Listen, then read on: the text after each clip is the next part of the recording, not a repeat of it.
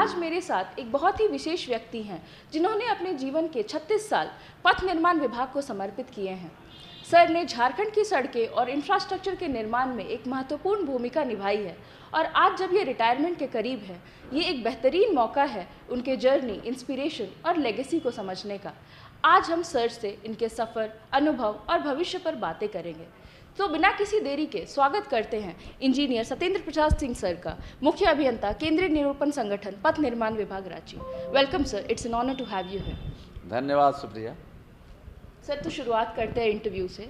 Sir, आपने civil engineering में आपको करियर शुरुआत करने की प्रेरणा कहाँ से मिली सर? इसकी प्रेरणा हमारे श्रमबंधी दीनदयाल मेहता जी से प्राप्त हुई। उन्होंने ही इंजीनियरिंग के बारे में मुझे उस समय में बचपन में अवगत कराया था जब मैं स्कूली शिक्षा ग्रहण कर रहा था। ओके। और सर, क्या ये आपका पहला जॉब रहा है रोड कंस्ट्रक्शन में या इससे पहले भी आपने कहीं और योगदान दिया है? इससे पहले मैंने अपना करियर शुरू किया एजेंसकालीन व्याख्याता के रूप में BIT सिंदरी में जी। 88-89 तक मैं BIT सिंदरी में पार्ट टाइम लेक्चरशिप के रूप में रहा। वहाँ पे फर्स्ट ईयर और सेकेंड ईयर के स्टूडेंट्स को पढ़ाया और फाइनल और थर्ड ईयर के स्टूडेंट्स को लैब वर्क हम लोग लिया करते थे। ओके सर, तो आपने लगभग 36 वर्ष इस डिपार्टमेंट में अपना योगदान दिया है, तो सबसे मेमोरेबल पोस्टिंग क्या रही सर आपकी? हमारी मेमोरेबल पोस्टिंग है बिहार प्लेटो डेवलपमेंट प्रोजेक्ट। यह वर्ल्ड बैंक एडेड प्रोजेक्ट था और उसमें में हम लोग नया भी थे, काफ़ी सीखने का भी उमंग था और वहाँ स्कोप था। चूँकि नए रोड और ब्रिज का निर्माण किया जाना था पठारी क्षेत्र में, जिसमें 67 पैकेज था। तो वहाँ हम लोगों ने काफ़ी सर्वे, इन्वेस्टिगेशन, प्रिपरेशन ऑफ DPR भी किया।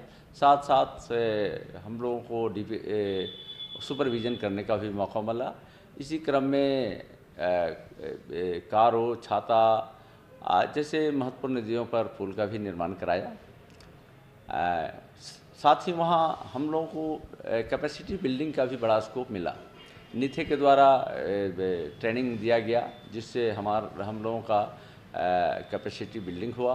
साथ साथ स्टडी टूर भी कराया गया जिसमें हम लोग जयपुर गए। वहाँ पे हम लोगों ने वर्ल्ड बैंक एडेड प्रोजेक्ट को भी देखा, जो बड़ा हम लोगों के लिए एक काफ़ी अनुभव बढ़ा और स्मरणीय रहा।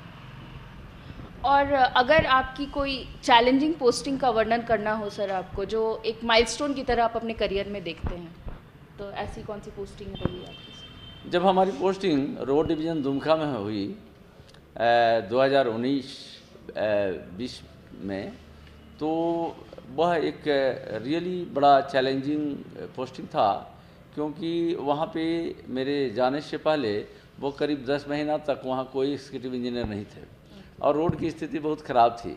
वहाँ पे पुल भी क्षतिग्रस्त हो गया था। तो और मेरी पोस्टिंग उस समय में हुई थी, शेड्यूल ऑफ रेट भी उस समय में विवादित था। ऐसे समय में आवागमन को चालू रखना एक बहुत बड़ी चुनौती थी, जिसको मैंने चुनौती के रूप में लिया और अपने पदाधिकारियों और अभियंताओं के सहयोग से और जिला पदाधिकारियों के सहयोग से उसमें सफलता हासिल किया। पुलों का रिहैबिलिटेशन कराया, रोड का मरम्मती कराया और आवागमन को सुगम बनाया। यह सचमुच एक बड़ा यादगार है। साथ ही अभियंताओं के लिए आवास का भी निर्माण कराया, IB का भी रिनोवेशन कराया, ऑफिस में भी और रेसिडेंस का भी रिनोवेशन कराया। तो कार्यकाल बहुत छोटा था लेकिन काफ़ी उसमें काम कराया और उसमें हमें सफलता मिली। सर, इस फील्ड में आपने दशकों तक इस फील्ड को देखा है, तो क्या क्या चेंजेस, क्या ट्रांजिशन आए हैं सर पिछले सारे सालों में टेक्नोलॉजी पे, या जो अप्रोचेस जो चेंज हुए हों रोड कंस्ट्रक्शन में?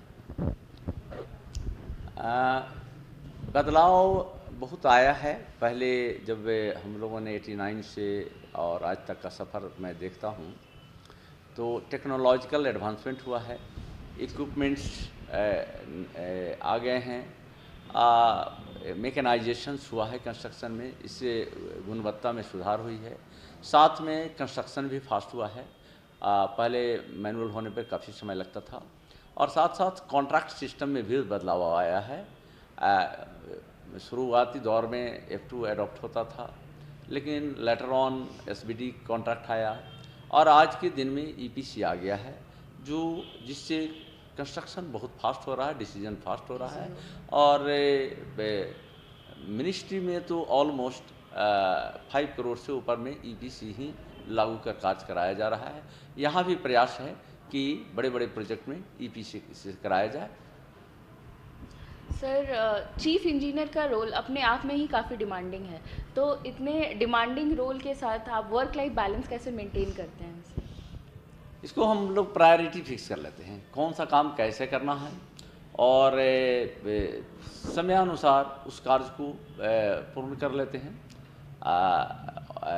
कोई भी काम पेंडिंग नहीं रखते हैं, उसकी प्लानिंग पहले कर लिया करते हैं। तो इसलिए कहीं कोई ऐसी समस्या नहीं आती है कि अगर बढ़िया प्लानिंग हो तो कार्य करने में सुविधा हो। लेकिन उसके लिए टाइम डिवोशन होता है, हम काफ़ी टाइम देते हैं और वर्कआउट करते हैं कि हमारी कोई पेंडिंग इश्यूज न रहे, ताकि सरकार को समय पर डिलीवरी मिल सके। जी बिल्कुल सर, इस चीज़ से हमें भी सीखने की काफ़ी ज़रूरत है। और sir, coming to your post retirement plans, do you intend to stay connected in this field in any way? मैं ज़रूर चाहता हूं कि हमारा इतना दिन का अगर अनुभव है वो सरकार को, राज्य को और देश को मिले, और हमारे अभियंताओं को भी मिले। मैं हमेशा अपनी सलाह देते रहूँगा। जिनको भी ज़रूरत होगी वो हमसे संपर्क करेंगे, मैं सलाह दूँगा। सर, अब जब आपके पास ज़्यादा समय होगा खुद के लिए, तो ऐसे कोई पर्सनल गोल्स और पैशन जो आप परस्यू करना चाहेंगे? रिटायरमेंट के बाद हमें थोड़ी है, बागवानी में बड़ा इंटरेस्ट है, तो बागवानी को मैं फोकस करता हूँ। और जहाँ भी रहा अपने कार्यकाल में भी वहाँ पे बागवानी पर फोकस किया। या इस कार्यालय हो, या दुमका हो, कोडरमा हो, या हजारीबाग हो, सब में हमने बड़ा फोकस किया है। और मैं घर में भी अपने बागवानी पर ध्यान देता हूँ, उसमें पर्सनली इंटरेस्ट लेता हूँ। और पुस्तक पढ़ने का मुझे बड़ा इंटरेस्ट है, और धार्मिक पुस्तक में भी हमारी बड़ी आध्यात्मिक पुस्तक में भी रुचि है। मैं डॉक्टर नारायण दत्त श्रीमाली, हमारे पूजनीय गुरुदेव हैं, उनकी पुस्तकों को मैं पढ़ता हूँ, और गाना सुनना मेरी हॉबीज है।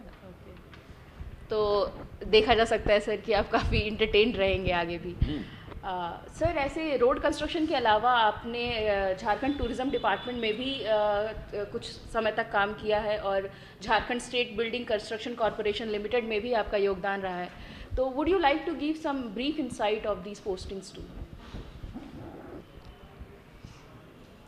पर्यटन विभाग में मेरा कार्यकाल बहुत अल्प रहा, जिसमें मैं रजरप्पा टेम्पल कॉम्प्लेक्स का निर्माण देख रहा था, जिसमें मुख्य रूप से क्यू कॉम्प्लेक्स का निर्माण था।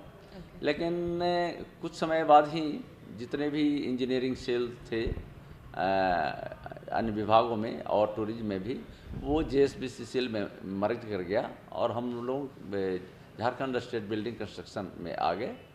और 2016 में से लेके 19 तक हम लोगों ने JSBC सेल में काम किया, जिसमें बहुत ही चैलेंजिंग प्रोजेक्ट्स रहा, और जो आज भी और हमेशा यादगार रहेगा, जो पतरातू लेक रिसोर्ट है, और पतरातू टूरिस्ट डेस्टिनेशन में जो Patratu lake resort, children park और पूरे कॉम्प्लेक्स का डेवलपमेंट है, वो सचमुच सबके लिए आकर्षण का केंद्र है। हमारे लिए भी बड़ा यादगार क्षण है।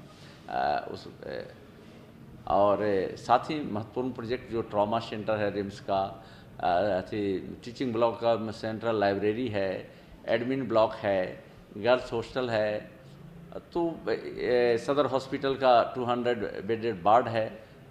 वो बड़ा चैलेंजिंग था, और उसको हम लोगों ने पूरा कराया। वो भी बड़ा यादगार क्षण है। बिल्कुल बिल्कुल सर। सर, आपने अपने सरकारी दायित्वों के अलावा हमारे स्टेट इंजीनियरिंग कैडर के लिए भी अपना बहुमूल्य योगदान दिया है। क्या आप जेसा के जनरल सेक्रेटरी रहते हुए अपने कार्यकाल के बारे में कुछ कहना चाहेंगे? 2019 में हमने जनरल सेक्रेटरी का जेसा का प्रभार संभाला और जेसा की मजबूतीकरण के लिए हमने प्रयास किया। उन प्रयासों में से है कि पहला वेबसाइट का निर्माण कराया, उसकी ऑफिस खोला, उसका ऑफिस का स्ट्रेंथनिंग किया और चूँकि उस समय में कोविड आ गया था तो कोविड में भी हम लोगों ने मानवता के नाते सदस्यों से पैसा कलेक्ट करके 10 लाख रुपया झारखंड सरकार को हम लोगों ने दान किया। ये अत्यंत सराहनीय था सर। और आपके स्पिरिचुअल इंक्लिनेशन के बारे में भी हम जानते हैं, तो ऐसा कोई बुक या कोई एक्सपीरियंस जो जिसने आपके पूरे एक्सपीरियंस, पूरी जर्नी को प्रोफाउंडली इम्पैक्ट किया सर? गीता वो जीवन का सार है और गीता से मैं बहुत प्रभावित हूँ और साथ ही मैंने दीक्षा जो प्राप्त किया है वो डॉक्टर नारायण दत्त श्रीमाली जी से, जिनका आध्यात्मिक नाम है परमहंस स्वामी निखिलेश्वरानंद जी महाराज। वो आज नहीं है लेकिन उनका ज्ञान तत्व हमेशा चैतन्य है और वो प्रेरणा का स्रोत है। उन्होंने अध्यात्म की बहुत पुस्तकें लिखी है और उनका जो प्रवचन है और उन्होंने काफ़ी साधनाएं कराई है जो सबके लिए प्रेरणा का स्रोत है। जीवन के उत्थान के लिए उन्होंने मार्ग दिखाया है और जीवन को आनंदमय कैसे बनाया जाता है और जीवन में मोक्ष की प्राप्ति कैसे की जाती है वो उन्होंने सब कुछ बताया है, तो वो सचमुच अनुकरणीय है। सर, एक आखिरी सवाल, ऐसा कोई मैसेज जो आप अपने कलीग्स और जूनियर्स को देना चाहेंगे, specially the newly recruited engineers like me? कर्म किए जा फल की चिंता मत करना इंसान, जैसा कर्म करोगे वैसा फल देगा भगवान।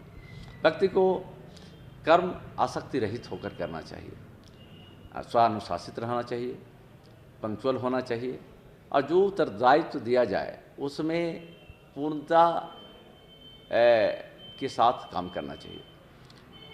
हाफ हार्टेडली होकर काम करने से उसमें सफलता नहीं मिलती है और मैं समझता हूँ कि इतना करने पर लोगों को ज़रूर सफलता मिलेगी और देश और राज्य को भी लाभ मिलेगा।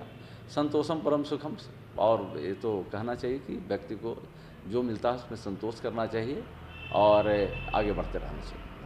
Thank you so much sir for this insightful conversation. आपने बहुत अच्छा मैसेज दिया है सर, और ये सिर्फ इंजीनियर्स ही नहीं बल्कि हमारे सारे लिसनर्स के लिए काफ़ी अनुकरणीय योग है और हम आपके सेकेंड इनिंग्स के लिए बेस्ट विशेस देते हैं sir. May you have very long, successful, healthy and happy life. Thank you sir. बहुत बहुत धन्यवाद सुप्रिया जी।